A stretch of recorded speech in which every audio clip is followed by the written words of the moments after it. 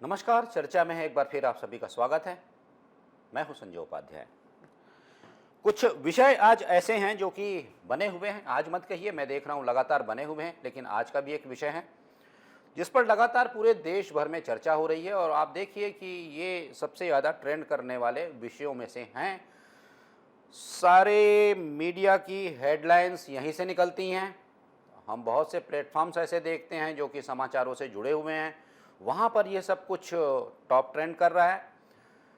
कारण यही है कि कुछ घटनाएं ऐसी हो जाती हैं जो राजनीति से थोड़ी दिगर होती हैं, अलग होती हैं, हटकर होती हैं, लेकिन लोगों से जुड़ी ऐसी बातें होती हैं जो कि छूती हैं, प्रश्न करती हैं, उत्तर चाहती हैं और चाहती है कि समाज जो आज बना हुआ है उसमें अगर ये एक भाव पक्ष है तो इसके साथ वो कौन सी विसंगति है जो जुड़ी हुई है, जो इसे कुल मिलाकर एक संपूर्ण रूप से ऐसा बना देती है, विभत्स, दर्दनाक, और इससे भी कुछ बढ़कर कह लीजिए कुछ ऐसा बना देती है।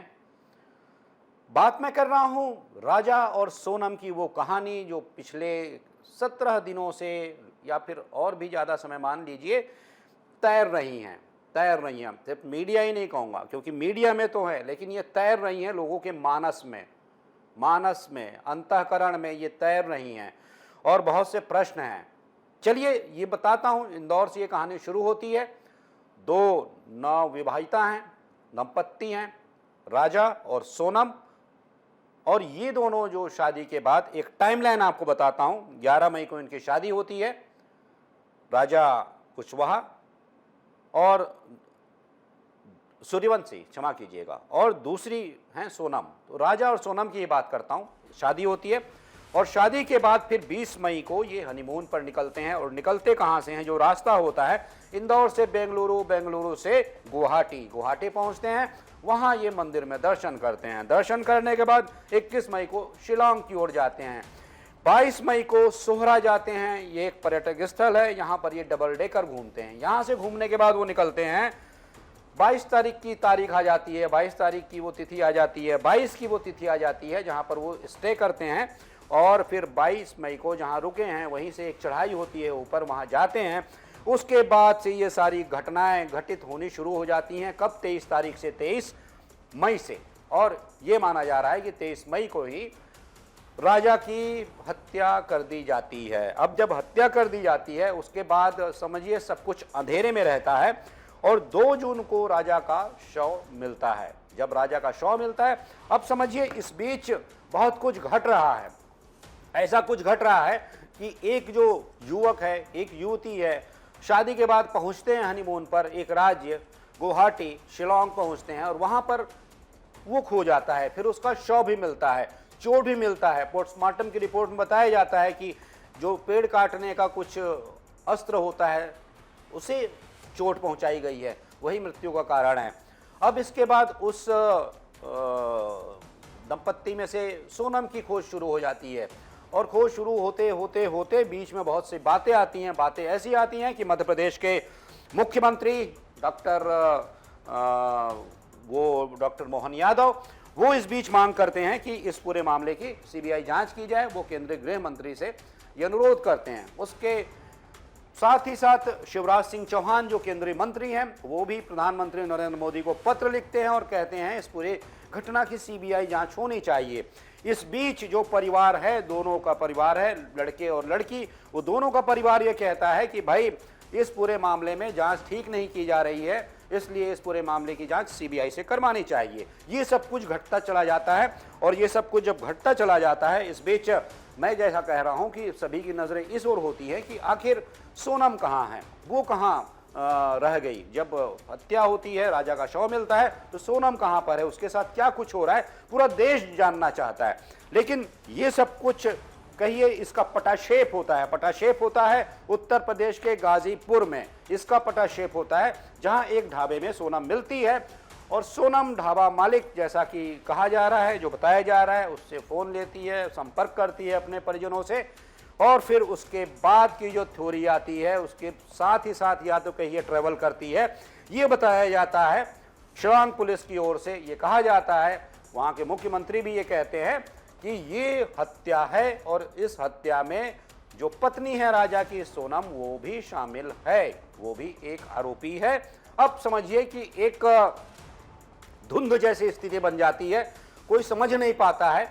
जो लगातार ये मानकर चल रहे थे कि पति पत्नी को अगवा किया गया, उनसे लूटपाट की गई होगी, पता नहीं क्या क्या हुआ होगा, और जब एक की हत्या कर दी गई तो दूसरे की भी शायद हत्या कर दी गई हो या फिर उसका अपहरण किया गया हो, एक ऐसा नैरेटिव बना हुआ था। ऐसा समझिए कि लोगों के मानस में अंकित हो चला था लगभग। लेकिन ये सब कुछ जो होता है तो इसके बाद फिर सोनम के, जैसा मैं कह रहा हूं, जैसे वो आती है, जैसे वो प्रकट होती है अचानक 17 दिनों बाद, उसी के साथ ही जो शिलांग पुलिस है वो ये कहती है कि हत्या में सोनम भी शामिल है। अब जब सोनम शामिल है तब उसके बाद उसकी कहिए परतें उधड़नी शुरू हो जाती हैं, और जो परतें उधड़ती हैं तो समझिए कि पूरा वातावरण जो है, जनमानस है, वो और भी ज़्यादा आश्चर्य में डूब जाता है, आश्चर्यचकित रह जाता है। जैसा बताया जाता है कि अपने 4 जानकारों के साथ उसने ये सुपारी दी थी।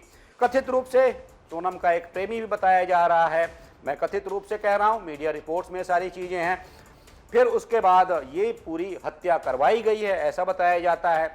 ये भी कुछ मिलता है कि ये हत्या कराए जाने के पीछे मोटिव क्या था, क्या कुछ चाहत जा रहा था। तो ये सब कुछ है। जैसा कि मैं कहा कि सोनम के साथ साथ जो 4 लोग हैं जिन्हें सुपारी दी जाती है, उसमें मुख्य रूप से राज कुशवाहा, विशाल चौहान, आकाश राजपूत और आनंद कुर्मी, ये सारे लोग हैं। इसी बीच एक बात और घटित होती है, घटित क्या कहिए, जांच का हिस्सा बनती है कि गोविंद जो सोनम के भाई हैं, विपिन रघुवंशी जो राजा के भाई हैं, ये दोनों इस बीच पहुंचते हैं। जांच का विषय इसलिए कह रहा हूं कि वो वहां पहुंचते हैं और ये दबाव बनाने की कोशिश करते हैं कि जांच तेज की जाए और इस जांच को तेज कर पता लगाया जाए कि आखिर हुआ क्या है, कुछ कैसे गठित हुआ है। चलिए, अब ये सारी बातें हो जाती हैं, कुल मिलाकर ये एक बात सामने फिलहाल आती है कथित रूप से, जैसा कि पुलिस दावा कर रही है, जैसा कि वो लिंक जोड़ रही है, बहुत से ऐसे जो प्रमाण हैं, ये दावा किया जा रहा है कि वो सारे आरोपियों के घरों से छापेमारी में मिले हैं। वो जो कहा जाता है जिससे कि पेड़ काटा जाता है, उस हथियार को कैसे बुलवाया गया, तो ऑनलाइन उसे बुलवाया गया, ये भी पाया जाता है। लेकिन इसके बाद समझिए एक ट्वीट भी आता है, या फिर कहिए जो कंगना रनौत हैं, अभिनेत्री हैं, उनका एक बयान आता है। मैं इस बयान का उल्लेख यहाँ पर इसलिए कर रहा हूँ क्योंकि ये पूरा विषय कहीं ना कहीं उससे जुड़ा दिखता है। वो शब्दशः तो नहीं बताऊंगा, कुल मिलाकर जो मैं समझ पाया भाव, अगर मैं सही हूँ तो बात यही थी। वो कहती हैं कि एक लड़की जो अपने माता पिता से ये नहीं कह सकती कि वो इस व्यक्ति के साथ शादी नहीं करेगी, एक लड़की जो इस शादी का विरोध नहीं कर सकती, एक लड़की जो माता पिता के सामने अपना पक्ष मजबूती से नहीं रख सकती, एक लड़की जो अगर प्रेम में है तो वो अपने प्रेमी के साथ भाग भी नहीं सकती। इतनी सारी बाध्यताएं, वर्जनाएं उसके साथ शामिल हैं। और उसके बाद एक दूसरा पक्ष जो आता है, जो कि बड़ा दुर्दांत है, विभत्स है। दूसरा पक्ष ये आता है कि लेकिन वह अपने कहिए कि जो नई शादी हुई है कुछ ही दिनों में उस पति को मरवा सकती है, उसकी सुपारी किलिंग करवा सकती है। 2 पक्ष समझिए कि एक तरफ वो लड़की इतनी मजबूर है, बाध्य है, माता पिता या फिर कहिए समाज के साथ ऐसी बधी हुई है कि वो इन वर्जनाओं को तोड़ नहीं सकती है, ना भाग सकती है, ना माता पिता पर दबाव बना सकती है, ना ही अपनी बात मजबूती से रख सकती है। लेकिन दूसरी ओर वो एक ऐसा रास्ता चुनती है जो कि उसका दूसरा रूप दिखाता है कि वो उसकी सुपारी किलिंग करवा सकती है। ये दोनों विषय जो होते हैं एक दूसरे के बिल्कुल विरुद्धार्थी कह लीजिए, एक दूसरे के बिल्कुल विपरीत है, दोनों स्वभाव के जो विषय हैं। तब ऐसा कुछ क्या हुआ, कैसे हुआ, ये सब कुछ आश्चर्य में डालता है। और इसी बीच जो बातें और भी हो रही थी, मैंने मीडिया रिपोर्ट्स में भी देखा, कुछ लोगों से जो बातें हो रही थी कि अब भी क्या वह सवाल खड़ा हुआ है अपनी जगह जिसमें कहा गया था कि इस पूरे मामले की सीबीआई जांच होनी चाहिए। क्या कुछ ऐसे बिंदु हैं जो आशंका की ओर इशारा करते हैं, क्या कुछ ऐसे तथ्य छूट रहे हैं इस पूरी कड़ी से जो कि ये कहते हैं कि भाई कुछ तो छूट रहा है और इसकी सीबीआई जांच, बड़ी जांच होनी चाहिए। ये एक अलग विषय है। अब निर्भर यही करता है कि क्या सरकार निर्णय लेती है। मैं सरकार तो नहीं कहूँगा, सरकारें क्या निर्णय लेती हैं, केंद्र सरकार क्या निर्णय लेती है और क्या राज्य सरकार उससे सहमत होती है। लेकिन इसी बीच एक मंत्री जो हैं मेघालय के, उनका बयान आता है और मेघालय के मंत्री जो है अलेक्जेंडर लालू हेक का बयान है। वो ये कहते हैं कि जो परिजन हैं युवक और युवती के, उन्हें माफ़ी मांगनी होगी क्योंकि उन्होंने मेघालय की छवि को, राज्य की छवि को खराब किया है, उसे डेंट पहुंचाया है, उसे धूमिल किया है और साथ ही साथ और ही बातें कही हैं। तो अब समझिएगा ये विषय कैसा है। इसके दो पक्ष हैं और दोनों ही पक्ष कहीं ना कहीं उसी मजबूती के साथ खड़े हुए हैं। एक स्वभाव का एक पक्ष, दूसरे प्रकार के स्वभाव का एक पक्ष, और जब दोनों पक्ष वहां पर उपस्थित हैं तब ऐसे में जो घटना हो रही है वो कैसे हो रही है, इन दोनों पक्षों का ये कैसा सम्मिश्रण है, कैसा सम्मिलन है, ये कैसा विलयन है कि इस प्रकार की घटना को अंजाम दे रहा है, यह सवाल अभी भी खड़ा है। और जैसा मैंने कहा, कुछ लोगों की बातें सुनी, क्या मुख्यमंत्री का वो अभी भी स्टैंड है, अपनी जगह पर मजबूती से खड़ा हुआ है कि इस मामले की सीबीआई जांच होनी चाहिए, या फिर ये माना जाए कि पूरी जो जांच हुई है उसमें सब कुछ स्पष्ट है और इस पूरे मामले की इतिश्री हो चुकी है, पर्दा उठ चुका है और सब कुछ स्पष्ट है, सामने है। तो ये एक बड़ा विषय है। चलिए मैं दूसरे विषय पर आता हूं और दूसरा जो विषय है वो जुड़ा हुआ है छत्तीसगढ़ हाईकोर्ट से। छत्तीसगढ़ हाईकोर्ट को बम से उड़ाने की धमकी मिली और ये धमकी मिली है एक ईमेल के माध्यम से, जिसमें ये कहा गया है कि इस कोर्ट को बम से उड़ा दिया जाएगा। निसंदेह जैसे ये ईमेल मिला, और ईमेल भी जो मिला वो छत्तीसगढ़ हाईकोर्ट के ऑफिशियल वेबसाइट से मिला, जैसा बताया जा रहा है। निश्चित रूप से जैसे ये ईमेल आता है हड़कंप मच जाता है, सुरक्षा एजेंसियां चौकस हो जाती हैं, पुलिस प्रशासन चौकस हो जाता है, प्रशासन पूरी तीव्रता के साथ, पूरे वेग के साथ, पूरे आवेग के साथ इसकी जांच में जुट जाता है। बम स्क्वाड बुलाया जाता है, बम डिस्पोजल स्क्वाड भी पहुंचता है, चप्पे चप्पे की छानबीन की जाती है और छानबीन के बाद यह एक तरीके से समझिए कि संतुष्ट होकर लौटते हैं कि भाई कहीं कुछ नहीं है। लेकिन फिर भी ये जो घटना है ये कई प्रश्न खड़े करती है। जैसा कि ये बताया जा रहा है कि ये ईमेल कहाँ से आया, तो ईमेल जैसा आया है बताया जा रहा है अब्दुल abdi@outlook.com, यहाँ से ये मेल आया है। और इसमें जो मेल है इसमें जैसा बताया जा रहा है एक संगठन का उल्लेख है जिसका नाम बताया गया है मद्रास टाइगर्स ऑफ अजमल। ये एक संगठन, इसका उल्लेख किया गया है, इसका जिक्र किया गया है और बहुत सी बातें कही गई हैं। जो अजमल कसाब को जो फांसी दी गई थी या फिर और भी ऐसे लोग जो हिरासत में हैं, उसे लेकर कहा गया था कि ये एक पवित्र मिशन है।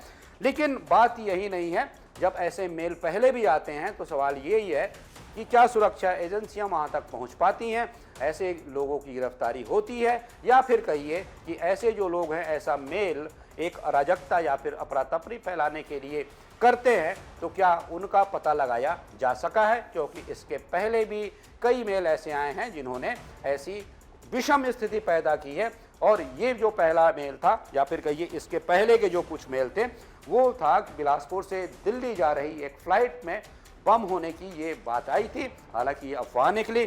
फिर उसके बाद धमतरी में, अगर मैं सही हूँ तो धमतरी में ही एक ऐसा ही कुछ वाकया हुआ था जिसमें कि कवर्धा, क्षमा कीजिएगा, कवर्धा में कलेक्ट्रेट को आरडीएक्स से उड़ा देने की धमकी मिली थी। लेकिन इसके बाद अब देखिए सब कुछ है। जो एसपी हैं रजनीश सिंह, उन्होंने इस पूरे विषय बताया कि हमने क्या कुछ किया। उन्होंने सुरक्षा के बारे में बताया, ये बताया कि 3 लेयर की सुरक्षा होती है हाईकोर्ट की और 3 लेयर की सुरक्षा में अधिकारी लगे होते हैं।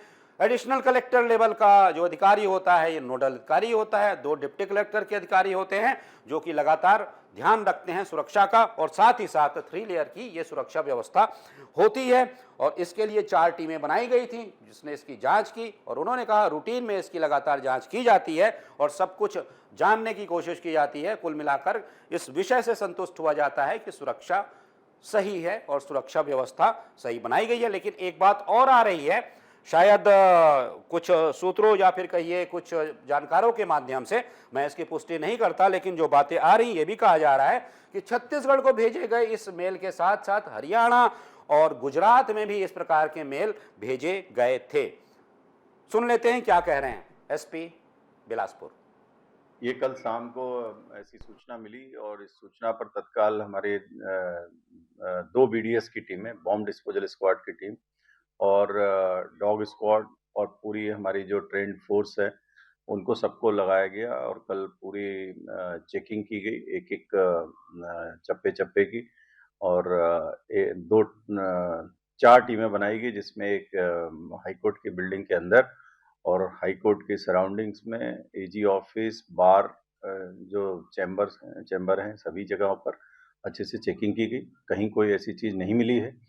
जो मेल है उसकी जांच की जा रही है और बहुत गंभीरता से उसका इन्वेस्टिगेशन किया जा रहा है। एक एफआईआर रजिस्टर्ड की गई है चकरभाटा थाने में और शीघ्र हम लोग इसमें पता लगाएंगे कि ये मेल किस वहाँ से आई है, किस जगह से जनरेट हुई है। तो फिर आपको बताएंगे। मेल का कंटेंट तो जो भी है सो है, बट मेन हमारा फोकस है कि मेल जो सेंडर है वो उसका पता तलाश कर। हाई कोर्ट में सिक्योरिटी काफ़ी अच्छी है, 3 लेयर की सिक्योरिटी है और उसमें कहीं भी कोई ऐसी स्थिति नहीं है, लेकिन फिर भी हर स्तर पर हम लोग उसकी जांच कर रहे हैं और भी सुरक्षा के लिए उनको सेंसिटाइज किया गया है कि जो भी व्यक्ति आए उसको चेक करें, पता करें कौन है, क्या है, किस काम से आ रहा है। तो कोई भी जो मेन बिल्डिंग है उसकी तरफ जाने के लिए भी कई चेकिंग पॉइंट हैं। हमारे सभी डीएफएमडी, एचएचएमडी के साथ में जवान रहते हैं, स्कैनर्स लगे हुए हैं सभी और अंदर भी हमारे सिविल में भी जवान रहते हैं, यूनिफॉर्म में रहते हैं और वो वॉच करते हैं और वहाँ पर 2 डीएसपी रैंक के अधिकारी हैं जो कि ये सब सुरक्षा के प्रभार में है। एडिशनल एसपी रैंक का अधिकारी नोडल ऑफिसर है। तो ये लगातार हम लोग इस तरीके से व्यवस्था वहाँ पर रखे हुए। देखिए, जवान तो वहाँ पर 2 कंपनियां लगी हैं, हमारी 2 कंपनियां हैं, अतिरिक्त जिले का बल भी लगा हुआ है सभी जगह पर और पेट्रोलिंग में रहती है। आउटर कार्डन में जो पेट्रोलिंग पार्टियां रहती हैं वो पेट्रोलिंग करती रहती हैं। तो किसी भी ऐसी कोई भी स्थिति के लिए पर्याप्त जवान है, पर्याप्त हमारे पास संसाधन है जिससे कि ऐसे लोगों को के खिलाफ कार्रवाई की जा सके।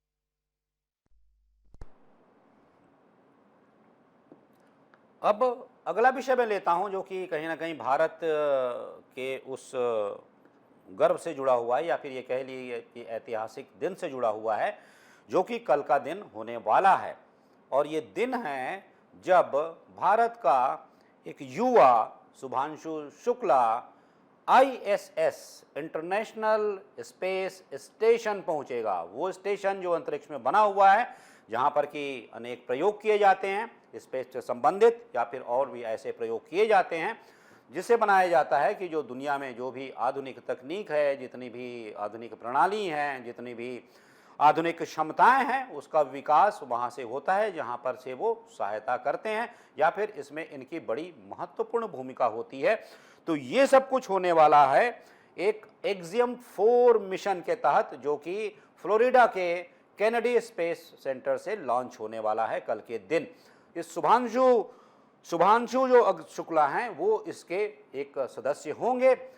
महत्वपूर्ण और ऐतिहासिक दिन इसलिए मैं कह रहा हूं क्योंकि यह पहला अवसर होगा जब भारत का कोई व्यक्ति इंटरनेशनल स्पेस स्टेशन जा रहा हो। इंटरनेशनल स्पेस स्टेशन पर अभी तक कोई नहीं गया भारत का व्यक्ति, इसलिए ये पहला दिन है, ऐतिहासिक दिन है। हाँ, अंतरिक्ष में जाने वाले वो दूसरे व्यक्ति होंगे। शुभांशु शुक्ला अंतरिक्ष में जाने वाले दूसरे व्यक्ति होंगे क्योंकि इससे पहले 1884 में राकेश शर्मा अंतरिक्ष पहुंच चुके थे जहां से उन्होंने बातचीत भी की थी। तत्कालीन प्रधानमंत्री इंदिरा गांधी से। इंदिरा गांधी ने उनसे एक प्रश्न किया था राकेश शर्मा से कि अंतरिक्ष से हमारा भारत कैसा दिखाई दे रहा है, तो उन्होंने कहा था, राकेश शर्मा ने कहा था, सारे जहां से अच्छा हिंदुस्तान हमारा। तो वो ऐतिहासिक क्षण दोबारा है, लेकिन मैं कह रहा हूं कि इस मामले में पहला है कि इंटरनेशनल स्पेस स्टेशन पर कोई पहला व्यक्ति पहुंच रहा है। मैंने कहा एक्सियम 4 मिशन जो कि फ्लोरिडा के केनेडी स्पेस सेंटर से लॉन्च होगा कल के दिन।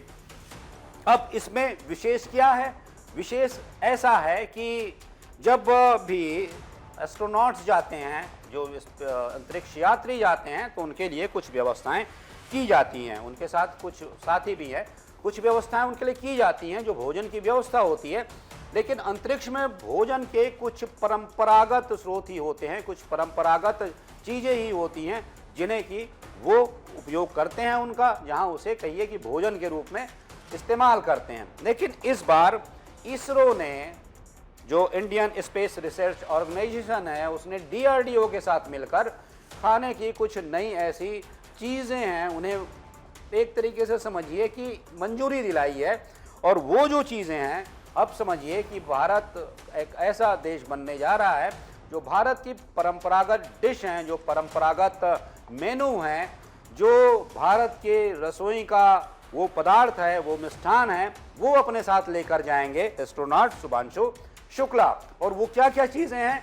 वो हैं आमरस है, वो है हलवा है, वो है गाजर का हलवा, मूंग का हलवा और चावल से बने हुए कुछ ऐसे खाद्य पदार्थ जिसे वो लेकर जाएंगे और जिसका वो उपयोग भोजन के रूप में करेंगे। तो ये भी इस मामले में एक ऐतिहासिक क्षण होगा, जबकि भारत की रसोई से निकला ये व्यंजन अंतरिक्ष में परोसा जाएगा और इसका लुत्फ उठाएंगे वो सारे लोग जो वहाँ पर हैं। इसके साथ ही साथ जब पहुँचेंगे तो इसका वैज्ञानिक पक्ष क्या होता है?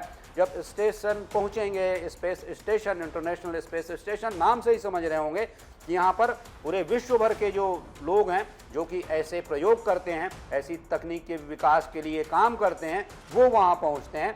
तो वहाँ जब पहुँचेंगे शुभांशु शुक्ला, तब वहाँ पहुँचकर 30 देशों के लिए अलग अलग प्रकार के प्रयोग करेंगे और हर प्रकार की जो विधाएं हैं, क्षमताएं हैं, उनका विकास कैसे हो इसकी कोशिश करेंगे। बड़ा ही वैज्ञानिक विषय है जिस पर कि हम अलग से चर्चा करेंगे और मैं चाहता हूं कि इस पर मैं चर्चा करूं कि इंटरनेशनल स्पेस स्टेशन से आखिर जाकर क्या क्या होता है, कैसे कुछ देखा जाता है, कैसे कुछ किया जाता है। विषय बड़ा है, लेकिन अभी जो मैं मूल इसका विषय लेकर आना चाह रहा था कि ये कि इस पूरे जो कल एक घटना होने जा रही है, ये कहिए कि एक जो कल ऐतिहासिक दिन आने वाला है, इसके जो कुछ अलग एक पहलू थे, पक्ष था, मैंने उसे बताने की कोशिश की। और वो जो महत्वपूर्ण पहलू है कि इंटरनेशनल स्पेस स्टेशन पर जाने वाला भारत का पहला व्यक्ति और अंतरिक्ष में जाने वाला दूसरा व्यक्ति बनेंगे शुभांशु शुक्ला। तो फिर ये सब कुछ आपने देखा, कोशिश की मैंने आज वो सारे विषय बताने की जो कि आज चर्चा में बने हुए हैं। और मैं जैसा कह रहा हूं कि ये चर्चा में जो बने हुए हैं तो इसकी कुछ खासियत भी है, इसकी कुछ विशेषता भी है और ये कुछ महत्वपूर्ण आयाम भी अपने साथ लपेटे हुए हैं, गढ़े हुए हैं, क्योंकि इन पर चर्चा हो रही है। तो फिर कल और भी कुछ विषय लेकर आते हैं, ऐसे ही विषय जो कि चर्चा में हैं, तैर रहे हैं लोगों के मानस पर, अंतः पटल पर, जिनकी बातें हो रही हैं, क्योंकि वो सब कुछ अंकित हो चुकी हैं लोगों के मनोभाव में। लेकर आते हैं कल, फिर चर्चा करते हैं ऐसे ही कुछ और भी विषयों की। तब तक दीजिए आज्ञा, नमस्कार।